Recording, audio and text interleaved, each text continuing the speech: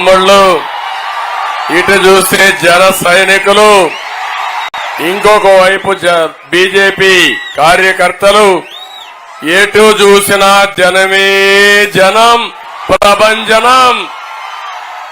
ఇది చూసిన తర్వాత వైఎస్ఆర్ కాంగ్రెస్ పార్టీకి డిపాజిట్లు వస్తాయా తమ్ముళ్ళు అని అడుగుతున్నా. ఏమమ్మా ఆడబిడ్డలు డిపాజిట్లు వస్తాయని అడుగుతున్నా. పాపం ఇంకా దింపుడు గళ్ళం ఆశ ఉంది జగన్మోహన్ రెడ్డికి. అందుకే జగన్మోహన్ రెడ్డి ఈరోజు శ్రీకాకుళంలో మీటింగ్ పెట్టాడు. క్వార్టర్ బాటిల్ ఇచ్చాడు, బిర్యానీ ప్యాకెట్లు ఇచ్చాడు, 500 రూపాయలు ఇచ్చాడు. ఎంత ఇచ్చినా ఈ జోష్ వస్తుందా తమ్ముళ్ళు అని అడుగుతున్నా. అవునా కాదా? అవునంటే గట్టిగా చెప్పట్లు కూడా చెప్పండి ప్రతి ఒక్కరు. సరే, కనుచూపు మేరల్లో కనపడుస్తా ఉంది. ఎక్కడో ఉన్నారు.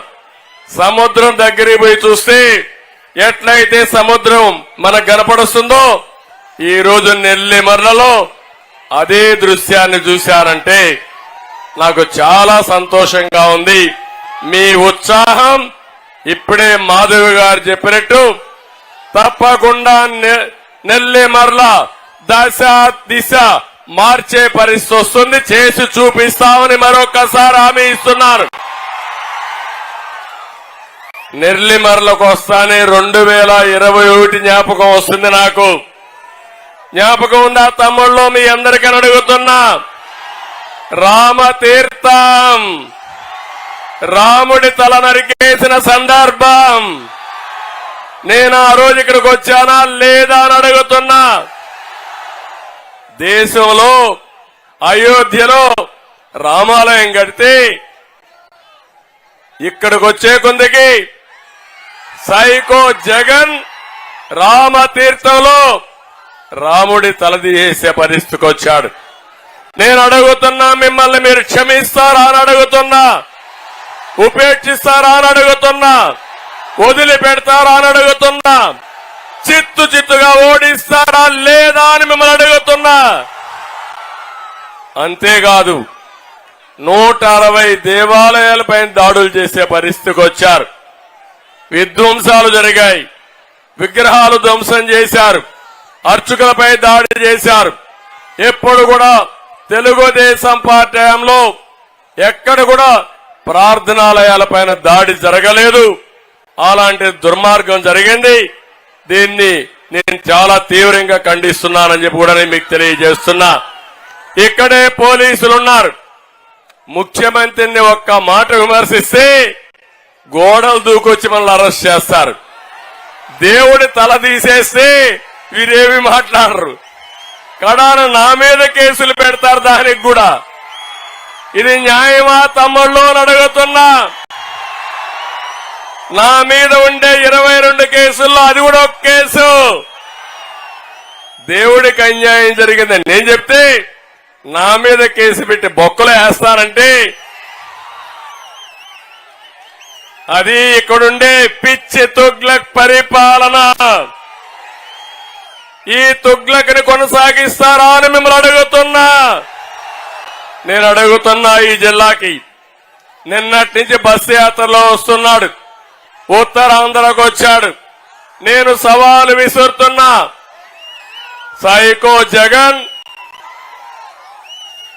ఉత్తరాంధ్రకి ఒక ప్రాజెక్టు తెచ్చావా అని అడుగుతున్నా. ఒక్క సాగునీటి ప్రాజెక్టు పూర్తి చేశావని అడుగుతున్నా. ఒక్క తమ్ముడికి ఉద్యోగాలు ఇచ్చారని అడుగుతున్నా. ఏమో మా ఆడబిడ్డలు మీకు న్యాయం చేశారని అడుగుతున్నా. ఎవరికి న్యాయం చేయని వాడు ఇప్పుడు వచ్చి కోతలు కోసే పరిస్థితికి వచ్చాడు. ఇక్కడే మీరు చూడండి, నేను ఒకటి ఆలోచించాను ఆ రోజు. భోగాపురం ఎయిర్పోర్టు నేను పెట్టాలనుకుంటే విశాఖపట్నం, ఈస్ట్ గోదావరి జిల్లాలో మధ్యలో పెట్టేవాడిని.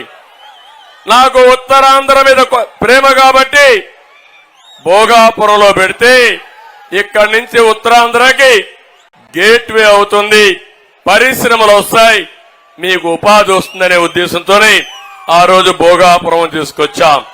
నేను అడుగుతున్నా, ఈరోజు నేనుంటే ఈ పాటికి భోగాపురం వచ్చేదా లేదా తమ్ముళ్ళు అని అడుగుతున్నా.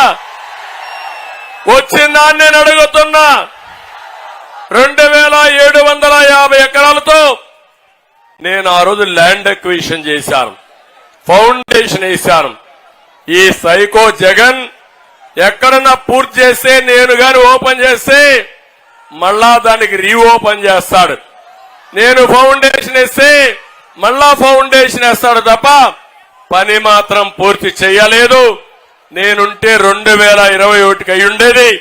ఇప్పుడు హామీ ఇస్తున్నా, మీ నియోజకవర్గంలో ఇంటర్నేషనల్ ఎయిర్పోర్ట్ 2025 కంతా పూర్తి చేసి ఈ ప్రాంత అభివృద్ధికి నేను దోహదం చేస్తానని మీ అందరికీ హామీ ఇస్తున్నా. ఒక ఎయిర్పోర్ట్ వస్తే పరిశ్రమలు వస్తాయి, పరిశ్రమలు వస్తే పిల్లలకు ఉద్యోగాలు వస్తాయి. ఇరిగేషన్ ప్రాజెక్టులు మీరు గుర్తుపెట్టుకోవాలి. ఉత్తరాంధ్ర సుజల స్రవంతి వస్తే ఈ ఉత్తరాంధ్ర అంతా కూడా సస్యశ్యామలం అవుతుంది. అందుకే పోలవరం పూర్తి కావాలి, ఉత్తరాంధ్ర సుజల స్రవంతి పూర్తి కావాలి, నదుల అనుసంధానం పూర్తి కావాలి. ఈ ప్రాంతం అంతా అభివృద్ధి కావాలని కలలుగన్నాం. దుర్మార్గుడు వచ్చి మొత్తం ఆ కలలన్నీ చెరిపేసే పరిస్థితికి వచ్చాడు. ఈరోజు ఒక విషయం మీరు చూడండి, ఏ ముఖ్యమంత్రి అయినా సరే అధికారం ఇస్తే ప్రజలకు మంచి చేయాలనుకుంటారు. అవునా కాదా తమ్ముళ్ళు అడుగుతున్నా. ఇతనికి అహంకారం, విధ్వంసం, దోపిడీకి లైసెన్స్ ఇచ్చారని ఆలోచిస్తున్నాడు. ఎంత ఎక్కిందంటే కొవ్వు, ఒళ్ళంతా కొవ్వెక్కిపోయి ఇష్టానుసారంగా ప్రవర్తించే పరిస్థితికి వచ్చాడు. అంటే ప్రతి ఒక్కరూ ఆయన కింద బానిసలుగా బతకాలి. ఈరోజు నేను ఒకటి అడుగుతున్నా మిమ్మల్ని, పవర్ స్టార్ పవన్ కళ్యాణ్ గారు ఈ రాష్ట్ర ప్రయోజనాల కోసం వచ్చిన వ్యక్తి. సినిమాలో యాక్ట్ చేసుకుంటే జల్సాగా హీరోగా విలాసవంతంగా ఉండే అవకాశాలు ఉన్నాయి. అవునా కాదా అని అడుగుతున్నా మిమ్మల్ని. ప్రజల కోసం వచ్చిన వ్యక్తి పవన్ కళ్యాణ్, అవునా కాదా అని అడుగుతున్నా. జగన్, నీకు పవన్ కళ్యాణ్కి పోలుకుందా జగన్ అని అడుగుతున్నా. తండ్రిని అడ్డం పెట్టుకొని అవినీతి చేసి జైలుకు పోయి వచ్చిన వ్యక్తి నువ్వు. ప్రజల కోసం నిస్వార్థంగా రోడ్డెక్కి నువ్వు తిట్టిన బుల్లెట్ మారిగా ముందుకు పోతారు గాని ఎన్నికకి తిరిగి చూడనని మీకోసం పనిచేస్తున్న వ్యక్తి పవన్ కళ్యాణ్ గారు అని చెప్పి నేను మీకు తెలియజేస్తున్నా. మీరు చూశారు, పవన్ కళ్యాణ్ గారు జగన్ దగ్గర తిట్టించుకోవాలన్న తమ్ముళ్ళు. 44 సంవత్సరాల అనుభవం ఉండే నేను ఈ సైకో దగ్గర తిట్టించుకోవాలని అడుగుతున్నా. ఇతను ఒక అహంకారి, విధ్వంసకారుడు, దోపిడీదారుడు. అడ్డం వస్తే ఎవరిని వదిలిపెట్టాడు. కానీ మేమిద్దరం మాత్రం ఇతన్ని చిత్తుగా ఓడించి ఆ పార్టీని భూస్థాపితం చేసే వరకు వదిలిపెట్టవని ఈ నెల్లిమర్ల సభలో శపథం చేస్తున్నానని చెప్పి కూడా నేను మీకు తెలియజేస్తున్నా. ఇంకో పక్క ఒక మాట అంటున్నాడు, అందరూ కలిసి వస్తున్నారు, నేను ఏకైకగా వస్తున్నా, నేను సింహలాగా వస్తున్నానని. కానీ తమ్ముళ్ళు అహంకారంతో వస్తున్నావు, అవినీతి డబ్బులతో వస్తున్నావు, ఇంకో పక్క బందిపోటుగా తయారయ్యావు, ఎక్కడికక్కడ దోపిడీ చేస్తున్నావు. నీలాంటి బందిపోట్ని అంతం చేయాలంటే ప్రజలందరూ ఒకటి కావాలా లేదా తమ్ముళ్ళు అని అడుగుతున్నా. మంచి వాళ్ళందరూ ఒకటి కావాలా లేదా అని మిమ్మల్ని అడుగుతున్నా. అలాంటి బందిపోటుని ఈ రాష్ట్రం నుంచి తరిమి కొట్టడానికి మీరు సిద్ధమా అని మిమ్మల్ని అడుగుతున్నా. సిద్ధమైతే గట్టిగా చప్పట్లు కూడా చెప్పండి, మేము సిద్ధమని.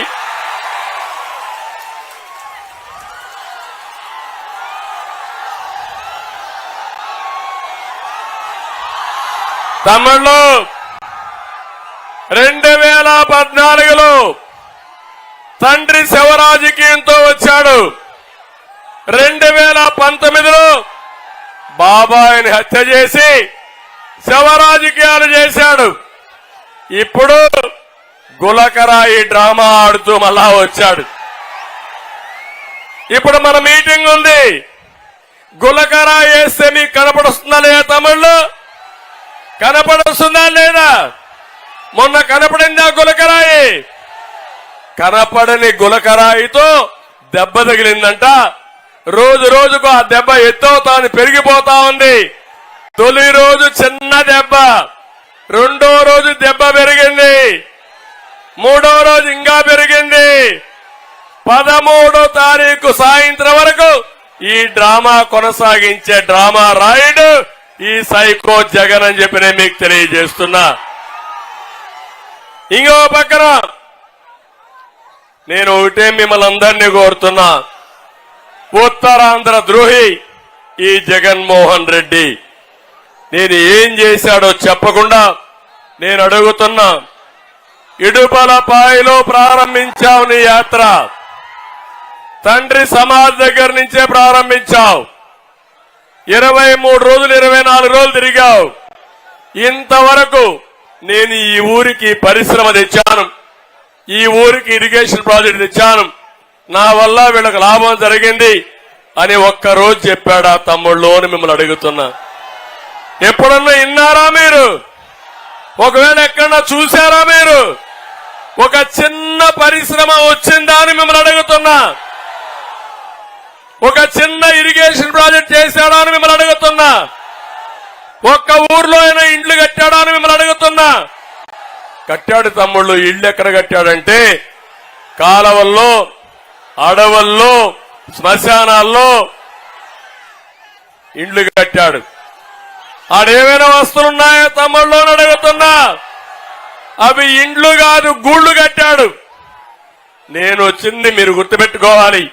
ఇక్కడే విశాఖపట్నంలో 500 కోట్ల రూపాయలు ఖర్చు పెట్టి విలాసవంతమైనటువంటి బంగళా కట్టుకున్న ముఖ్యమంత్రి ఈ పేదవాళ్ళకి ఇచ్చింది 1 సెంటు మాత్రం ఇచ్చే పరిస్థితికి వచ్చాడు. ఇలాంటివన్నీ చేసి ఇప్పుడు నాటకాలు ఆడుతూ మిమ్మల్ని అందరిని అంటున్నాడు అందరూ బాగుపడిపోయారంట. చాలా బాగున్నారా మీరు? ఏమమ్మా చాలా బాగున్నారా మీరు? మీ ఆదాయం పెరిగిందా అని మిమ్మల్ని అడుగుతున్నా సూటిగా. పెరగలేదంటే చేలు పైకెత్తండి, చేలు దించండి. మీ ఖర్చులు పెరిగాయా లేదా అని అడుగుతున్నా. ఖర్చులు పెరిగాయి, ఆదాయం పెరగలేదు, మీ జీవన ప్రమాణాలు తగ్గిపోయినాయి. దీనికి కారణం అసమర్థుడి పాలన, అవినీతి పాలన, చేతగాని పాలన అని చెప్పి నేను మీకు తెలియజేస్తున్నా. ఎప్పుడు కూడా పరిపాలన అంటే సంపద సృష్టించాలి, ఆదాయాన్ని పెంచాలి, పెంచిన ఆదాయం సంక్షేమ కార్యక్రమాలకు ఖర్చు పెట్టాలి, అదే మరి అభివృద్ధి ఖర్చు పెట్టి మన పిల్లలకు ఉద్యోగాలు ఇప్పించాల్సిన అవసరం ఉంది. నేను ఒకటే మీకు హామీ ఇస్తున్నాను. నేను, పవన్ కళ్యాణ్ గారు, బీజేపీ 3 పార్టీలు ఇక్కడ కలిశాం. ఈ 3 పార్టీలు కలిసింది మా ముగ్గురి కోసరం కాదు, మా పదవుల కోసరం కాదు. ఒక విధంగా చెప్పాలంటే ముగ్గురం తగ్గాం, ముగ్గురం త్యాగాలు చేశాం. ఆ త్యాగాలు ప్రజలు గెలవాలి, రాష్ట్రం నిలబడాలి, మా పిల్లల భవిష్యత్తు బంగారు భవిష్యత్తు కావాలని మేము ఇవి చేశాం. ఇప్పుడే బంగారు రాజు గారు చెప్పారు, నన్ను నమ్ముకొని చాలా మంది పనిచేశారు, పవన్ కళ్యాణ్ గారిని నమ్ముకొని చాలా మంది పనిచేశారు. ఈరోజు అందరం త్యాగం చేశాం. ఒకే ధ్యేయం, సైకో పోవాలి, రాష్ట్రం బాగుపడాలి. ఈ ఆలోచనతో మేము చేశాం. దీన్ని మీరు అర్థం చేసుకోవాల్సిందిగా మిమ్మల్ని అందరినీ కోరుతున్నా. ఇంకో పక్క నేను ఒకటే మీ అందరికి విజ్ఞప్తి చేస్తున్నాను. మా మీద అభిమానం ఉంటే చాలదు. అభిమానం ఓట్ల రూపేణా రేపు జరిగే ఎన్నికల్లో అభ్యర్థులు గెలిపించాలి. నా మీద అభిమానం ఉండే ప్రతి ఒక్క వ్యక్తి ఇక్కడ ఎమ్మెల్యే అభ్యర్థిగా మాధవి గారు పోటీ చేస్తున్నారు. గాజు గ్లాసు గుర్తు ఏ తమిళలో గుర్తుందా అని అడుగుతున్నా. అదే మారిగా జన సైనికులు పవన్ కళ్యాణ్ పైన అభిమానం ఉండే ప్రతి ఒక్కరూ అటు అసెంబ్లీకి మాధవికి వేయాలి, ఇటు పార్లమెంటుకి సైకిల్కి ఓటేయాల్సిందిగా మిమ్మల్ని అందరినీ కోరుతున్నా. మా ఇద్దరి పైన అభిమానం, నరేంద్ర మోడీ గారి పైన అభిమానం ఉండేవాళ్ళు అందరూ కలిసి ముగ్గురు అభ్యర్థుల్ని గెలిపించుకున్నప్పుడు నేను ఒకటే చెప్తున్నా. జగన్మోహన్ రెడ్డి అంటున్నాడు, ఈ రోజు కూడా చెప్పాడు, 175కు 175, 25కు 25. ఏం తమ్ముళ్ళు ఏమంటారు మీరు? ఆ 175కు 175 మంది, 25కు 25 మంది. ఇప్పుడు నెల్లిమర్లో సవాలు విసురుతున్నా, వై కాంట్ పులివెందల ఏ ముఖం పెట్టుకొని ఓటు అడుగుతావు? పులివెందల్లో బాబాయిని చంపావని ఓటు అడుగుతావా? నెల్లిమర్లో ఏ ముఖం పెట్టుకొని ఓటు అడుగుతావు? రేపు గొడ్డలి పంపిస్తాను ఓటు అడుగుతావా? అందుకే అభివృద్ధి చేసే పార్టీలకు ఓటేయాల్సి కోరుకుంటూ ఇక్కడికి వచ్చినప్పుడు జగన్ ఋషికొండను మింగేస్తే ఆయన ఆదర్శంగా తీసుకున్నాడు. ఇక్కడుండి అప్పలనాయుడు, కొండ అప్పల్ నర్సయ్య గారు, అప్పలనాయుడు, అదే బడ్డుకొండ అప్పలనాయుడు. కరెక్టేనా తమ్ముళ్ళు? మా తమ్ముడు ముద్దుగా పిలుస్తున్నాడు అప్పల నర్సయ్య అని. అప్పల నర్సయ్య కాదు, అప్పల నాయుడు, బడ్డుకొండ అప్పల నాయుడు. మొత్తం నియోజకవర్గంలో ఉండే కొండలన్నీ మింగేసిన ఆనకొండ ఈ అప్పల నాయుడు అని చెప్పి నేను మీకు తెలియజేస్తున్నా. తంగొడపల్లిలో 10 ఎకరాల విస్తీర్ణంలో ఉన్న కొండని అనుచరులతో అక్రమంగా తవ్వించేసి పూసపాటి రేగ మండలంలో విచ్చలవిడిగా గ్యావెలంతా అమ్ముకొని మొత్తం రాష్ట్రాన్ని ముఖ్యంగా నెల్లిమర్ల దోచేసినటువంటి ఆనకొండ ఈ అప్పలనాయుడు అని చెప్పి నేను మీకు తెలియజేస్తున్నా. ఇప్పుడే జనసేన అభ్యర్థి, ఇంకో పక్క ఎంపీ అభ్యర్థి ఇద్దరు కోరారు. ఇక్కడ ఇంకొక విషయం కూడా మీకు చెప్పాలి. ఈ సమస్యలన్నీ మేము పరిష్కారం చేస్తాం. బంగారు రాజు పైన అభిమానం ఉండే వాళ్ళందరూ మాధవికి ఓటేయండి. బంగారు రాజు భవిష్యత్తు మేము చూసుకుంటామని మీ అందరికీ హామీ ఇస్తున్నా. అటు జనసేనలో ఉండే నాయకులు, త్యాగాలు చేసిన నాయకులకి భవిష్యత్తులో మేము గుర్తింపు ఇస్తాం. వాళ్ళని కూడా గవర్నమెంట్ లో భాగస్వాములు చేసుకుంటామని మీ అందరికీ హామీ ఇస్తున్నా.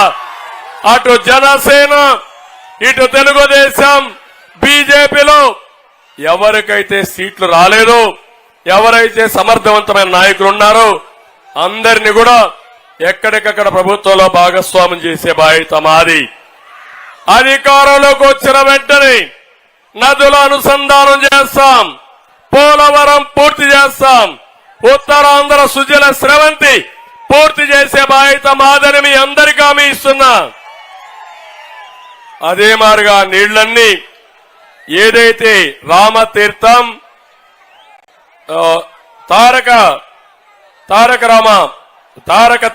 రామతీర్థం, రామసాగర్, రామతీర్థ సాగర్ ప్రాజెక్ట్ నేనే కంబైన్డ్ ఆంధ్రప్రదేశ్ లో ప్రారంభించా. ప్రాజెక్ట్ ని 2002, 2003 ఆ ప్రాంతంలో ఫౌండేషన్ వేశా. మళ్లీ దానికి మోక్షం కాస్త కోస్తో 14-19లో వచ్చింది. దుర్మార్గులు వచ్చారు, అది చెయ్యలేదు.